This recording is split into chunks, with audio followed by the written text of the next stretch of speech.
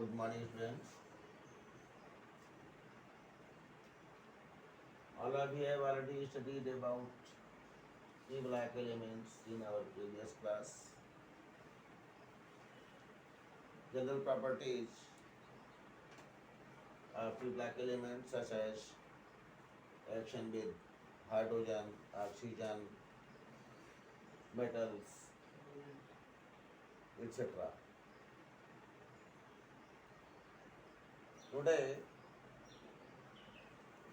all of you discuss about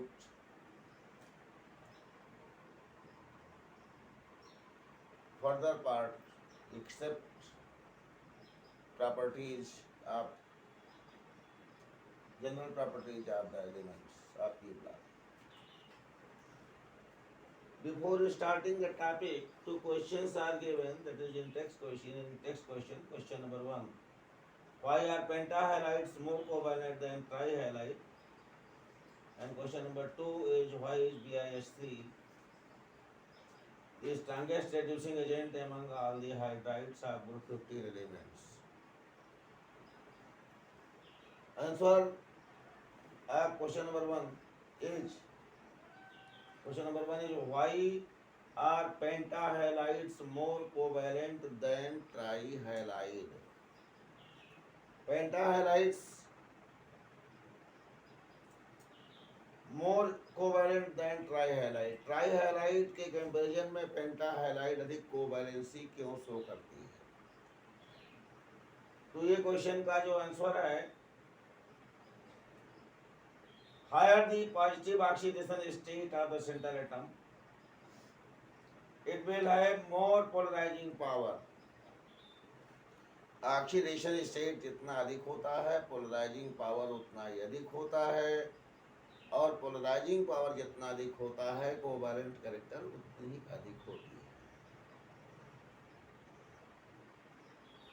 higher oxidation state, higher polarization, that means oxidation is directly proportional to polarization and polarization is directly proportional to polarization is directly proportional to covalent character. Means higher polarization express higher covalency, lower nature of polarisation express lower covalency. Covalency कम होगी तो आयनिक character अधिक होगा, ये sense होता है, क्योंकि character सभी एक साथ होते हैं. कोवैलेंट और आयनिक दोनों मिला करके ही जो जहाँ पर केवल आयनिक आप बताते हैं वहाँ भी कुछ कोवैलेंट कैरेक्टर होता है, और जहाँ जिसे आप कोवैलेंट कहते हैं वहाँ भी कुछ आयनिक कैरेक्टर होता है. लेकिन जिसका रेशियो अधिक होता है उसी को ही हम एक्सप्रेस करते हैं कि इसमें ये बांड है, और प्रेजेंट सभी बांड का इफेक्ट थोड़ा थोड़ा सा रहता है, मान लीजिए जो एटम्स हैं उनके बीच में. Question number 2, why is BiH3 the strongest reducing agent among all the hydrides of group 15 elements? BiH3 is the least stable hydride among all the hydrides of group 15, as bismuth Bi is bigger in size in comparison to the size of hydrogen.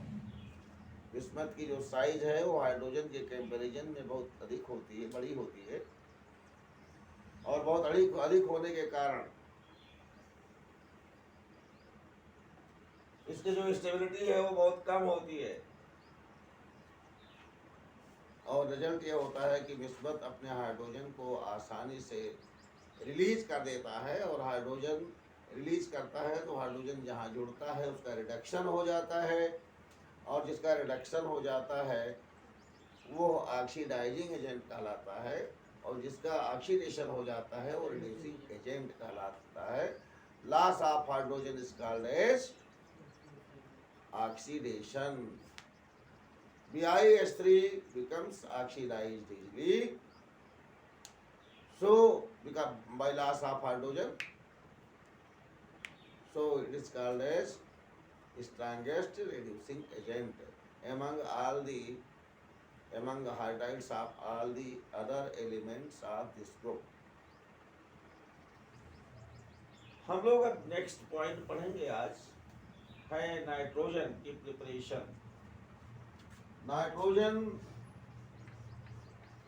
जिसको हम die nitrogen इसलिए कह रहे हैं क्योंकि इसमें दो nitrogen के एटम एक साथ जुड़े हैं। आप सभी बच्चे जानते हैं कि नाइट्रोजन का एटॉमिक नंबर 7 होता है। Electronic configuration 1s2 2s2 2p3 होता है। और जो एक्सटर्नल सेल है उसमें ये इलेक्ट्रॉनिक डिस्ट्रीब्यूशन होती है। ये सब आपको लर्न है, हम जानते हैं। आप सब तैयार किए हुए हैं, नहीं तैयार किए हैं तो तैयार कर डालिए।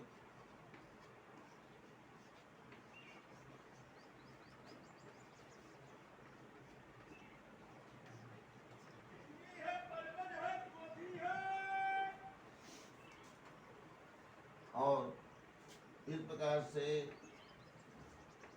3 अनपेयर्ड इलेक्ट्रॉन्स नाइट्रोजन के पास अवेलेबल होते हैं। ये 2 इलेक्ट्रॉन एस सबसेल के हैं और ये 3 इलेक्ट्रॉन आप पी सबसेल के शो करते हैं। इस प्रकार से ये पेंटावैलेंट होता है। और जब हम 2 नाइट्रोजन के एटम की जोड़ने की बात करते हैं तो ये 3 इलेक्ट्रॉन का आपस में कोवैलेंसी होती है।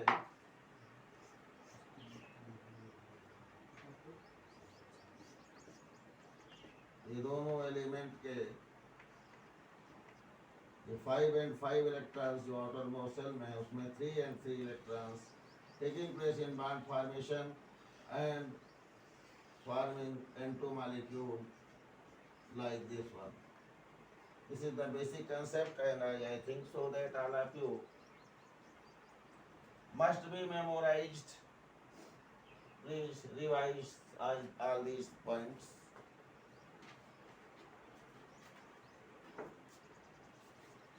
How would you obtain such molecule? Some general things. Nitrogen about 78 to 79%, 9 to 8 present in our surrounding. हमारे वातावरण में लगभग 78 से 79% तक नाइट्रोजन गैस होती है। ये सभी बच्चे जानते हैं। जनरल नॉलेज का क्वेश्चन है कि सबसे ज़्यादा सर्वाधिक मात्रा में जो गैस हमारे सराउंडिंग में है वो क्या है? नाइट्रोजन है। 78 से 79% हमारे सराउंडिंग में पाई जाती है। ये सब चीज़ें आपको पढ़ने से ज़्यादा याद रखने की ज़रूरत है। ये ऐसे ही याद रखिए हमेशा, ये क्योंकि ये कॉमन चीज़ें हैं। हम इसकी प्रिपरेशन पर चर्चा कर रहे हैं।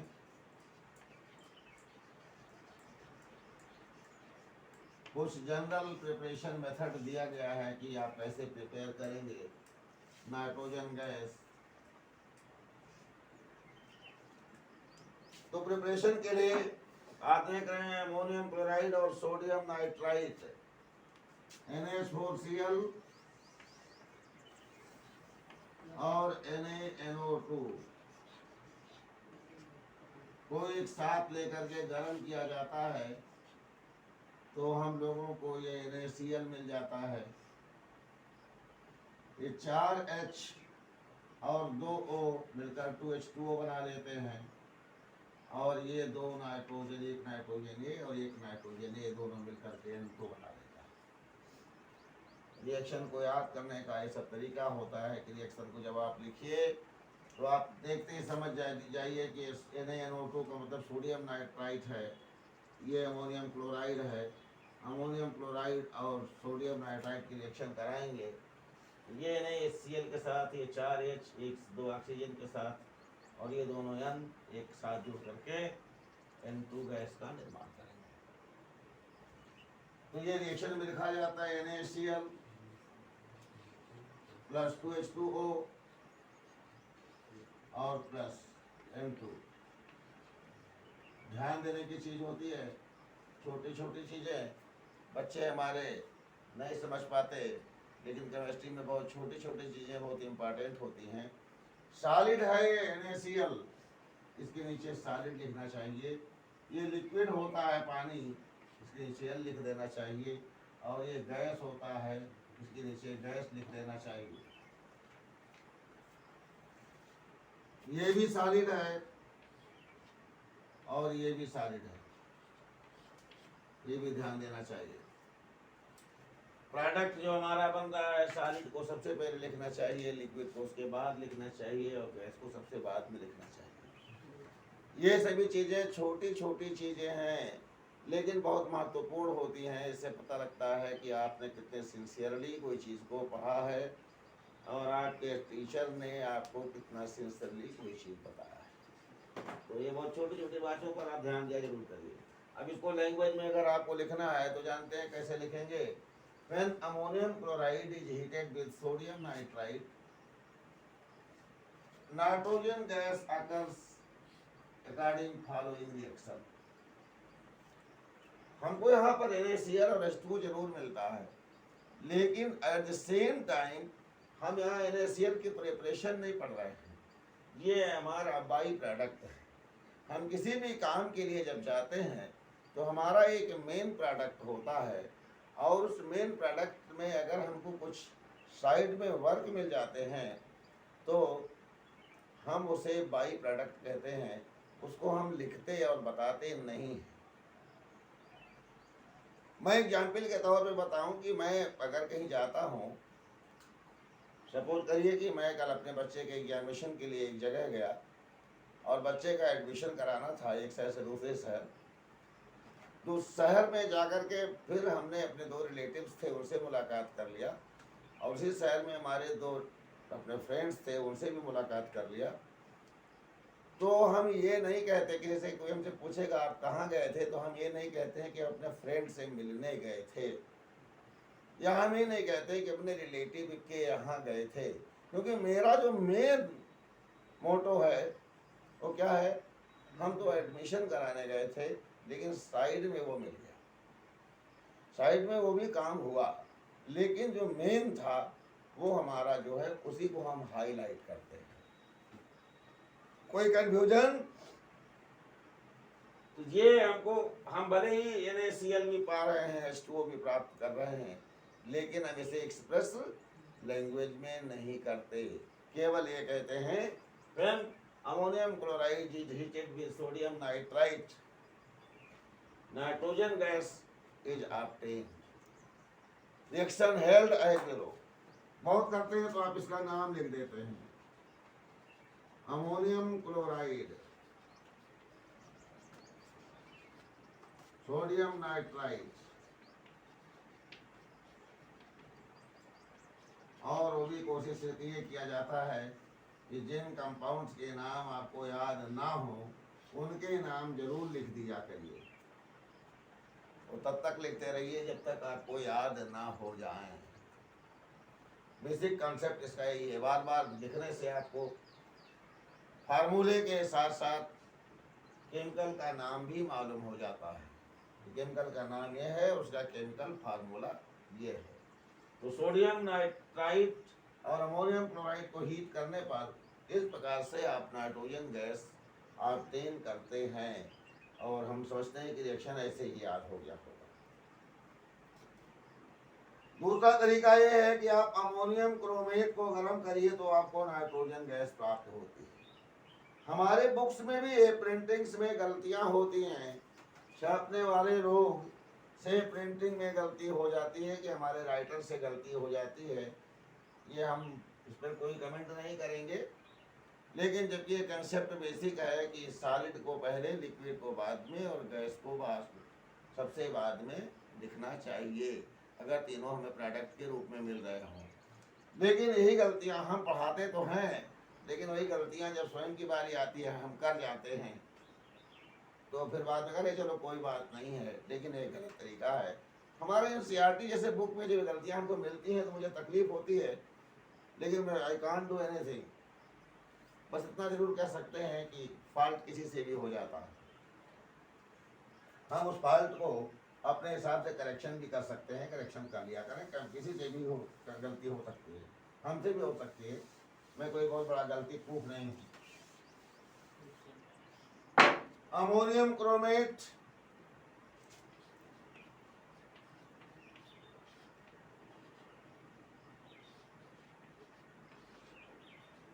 The name of such compound is ammonium chromate.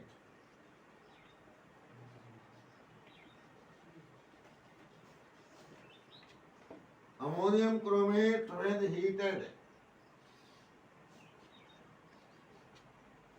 forming nitrogen gas Cr2O3 chromium oxide कहलाता है। क्रोमियम ऑक्साइड सॉलिड होता है। यहाँ से 2 क्रोमियम Cr2 और 3 ऑक्सीजन रह जाते हैं। 4 ऑक्सीजन, ये 4 देख रहे हैं ना, 4 × 2 = 8 hydrogen, 4 oxygen and 8 hydrogen, leaving the molecules in the form of 4 H2O molecule and 2 nitrogen atoms forming N2 gas. ये आप मार्क कर दीजिए, ये लिक्विड है, ये सॉलिड है और ये गैस है। रिएक्शन को इस तरीके से लिखा जाना चाहिए, लेकिन N2 को पहले लिख दिया जाना रिएक्शन राइटिंग प्रोसेस में तो फॉल्ट है। लेकिन चूंकि रिएक्शन में नाइट्रोजन हमारा यहाँ मेन प्रोडक्ट है, इसलिए मेन प्रोडक्ट को मान करके इसको पहले एक्सप्रेस कर दिया गया है, इसलिए बहुत ज़्यादा उसको इश्यू बनाने की चीज़ नहीं है। लेकिन रिएक्शन लिखने का प्रोसेस यही है। हमारा मेन प्रोडक्ट ये है N2, इस गैस के रूप में बाहर निकल रहा है, इसे हम कलेक्ट कर लेते हैं अपने मशीन में, कलेक्टर पार्ट में। लैंग्वेज क्या लिखेंगे? Ammonium chromate on heating gives rise to nitrogen gas. Chromium oxide is also obtained in the reaction. Water molecules are also obtained in the reaction, but these are the byproduct should not be expressed. ये हम लिखने के लिए नहीं कह रहे हैं, ये आपके अपने दिमाग में स्वयं रखने के लिए बोल रहे हैं। कोई कंफ्यूजन? Now third one, ये तो सेकेंड प्रोसेस था, और थर्ड प्रोसेस क्या है प्रिपरेशन का? थर्ड प्रोसेस है नाइट्रोजन बनाने के लिए बेरियम एजाइड या सोडियम एजाइड को गर्म करने पर। बेरियम एजाइड, ये हम साफ करते हैं, बाई बेरियम एजाइड, यहां फिटिंग डाल लेते हैं बाई एजाइड, और फिर लैंग्वेज में लिखते हैं barium azide. Barium azide R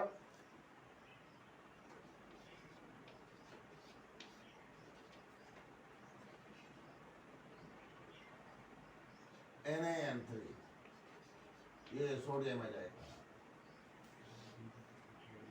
by azide, Na(N3) are Na(N).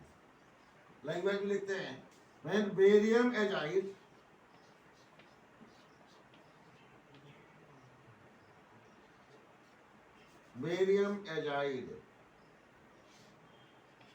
or sodium azide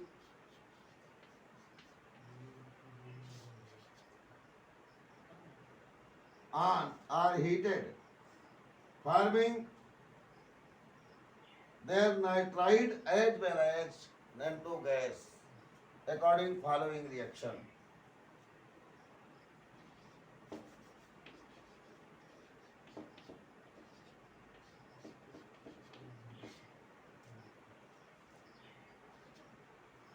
ये है बेरियम एजाइड का रिएक्शन, और Na(N3) को गर्म करते हैं तो इस प्रकार से Na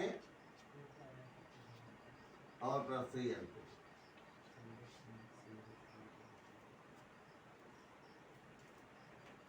ये आपको नाइट्रोजन गैस एजाइड से मिलता है। ये सोडियम एजाइड है,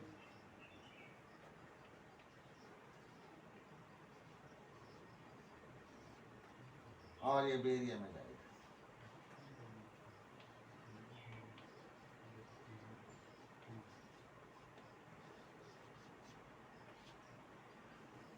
इस पर क्वेश्चन भी पूछा गया है आगे चल करके, सोडियम एजाइड को गर्म करते हैं तो क्या मिलता है, तो रिएक्शन यही है, इसका उत्तर लिख देंगे आप। एक एग्जाम्पल में दिया है कि right the reaction of thermal decomposition of sodium azide. Sodium azide से फार्मूला है, इसको गर्म करते हैं जब आप थर्मल डिकम्पोजिशन का मतलब कि ताप के द्वारा टूटना। थर्मल मतलब टेम्परेचर और डिकम्पोजिशन मतलब टूटना। तो इस प्रकार से ये आपने प्रिपरेशन पढ़ा। अब इसके यूजेज के बारे में बता दें थोड़ा सा। नाइट्रोजन गैस के, नाइट्रोजन का उपयोग क्या है, फर्टिलाइजर बनाने में इसका उपयोग होता है, और उसके साथ साथ इनर्ट एटमॉस्फेयर बनाने में होता है। Liquid N2 is used as refrigerant to preserve biological material, food items and in cryosurgery। जो कॉमन यूजेस हैं यार, वो उसमें कोई क्रिटिकल चीजें नहीं है, सब आपको समझ में आ गई होगी। ये बताया गया, एक एग्जाम्पल बताया गया था। Why is N2 less reactive at room temperature? Room temperature पर N2 बहुत कम एक्टिव होता है, क्यों?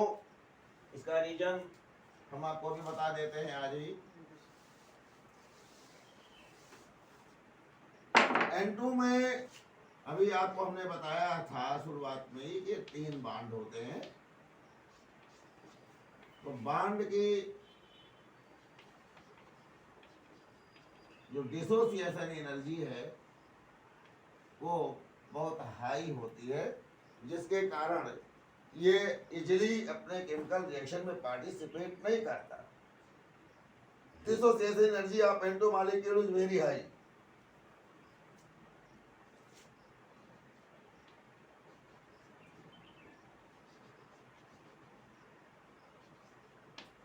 (941.4 किलोजूल पर मोल।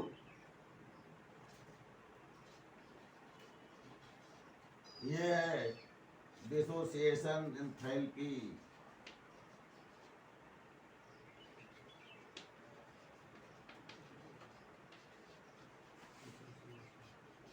Of nitrogen.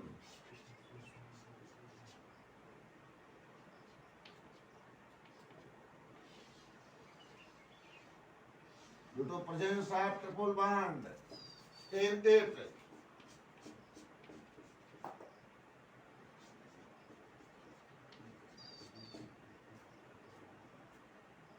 high dissociation in the energy or enthalpy, that is 941.4 kilojoule per mole. Dissociation of N2 molecule is comparatively typical, so it does not react in cool condition easily. Now the next topic is ammonia, and I will talk about ammonia at next day. Till then, all of you revise the topic of today. Thank you. Thank you very much. See you again.